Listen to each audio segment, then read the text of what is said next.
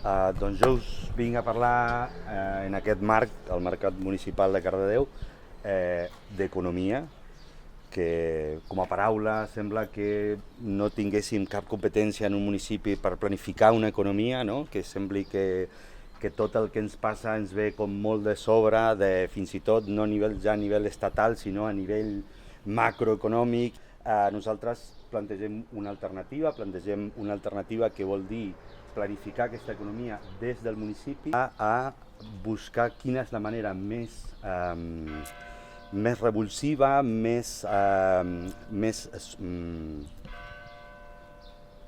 la manera més adequada per poder fer sinergies que ens ajudin a potenciar-ho tot, no? Parlàvem de planificar l'economia. La idea és planificar l'economia en clau de sobiranies, en clau de tenir més control sobre aquelles coses, sobretot sobre aquelles coses que són estratègiques per a la vida. La municipalització de l'aigua, l'aigua és una, tot el que fem i totes les competències que podem tenir sobre energia també serà una altra, més endavant parlaré d'això,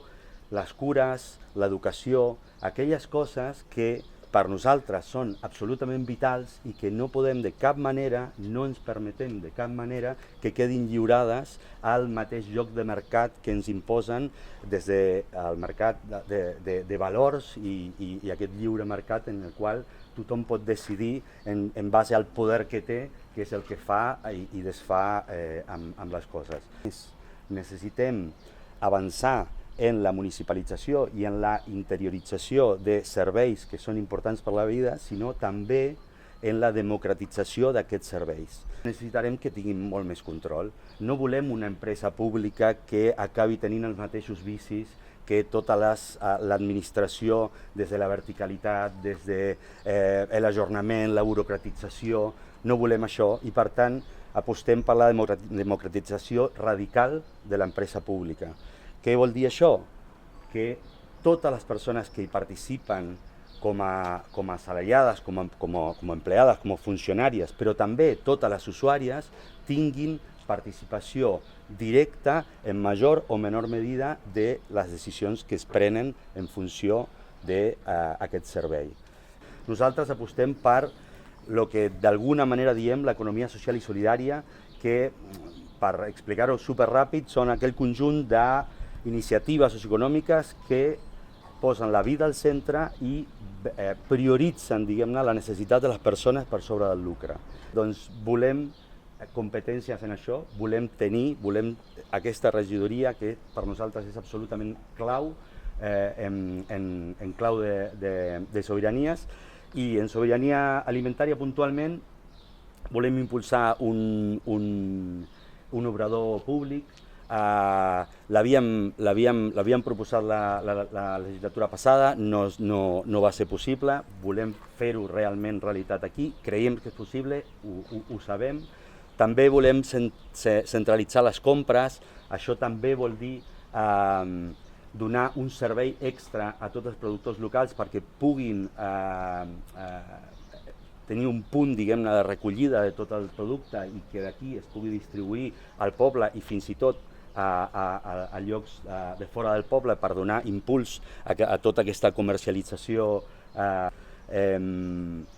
definitiva, el que volem amb aquestes mesures és donar suport real i no a través de campanyes de compri més perquè el comerç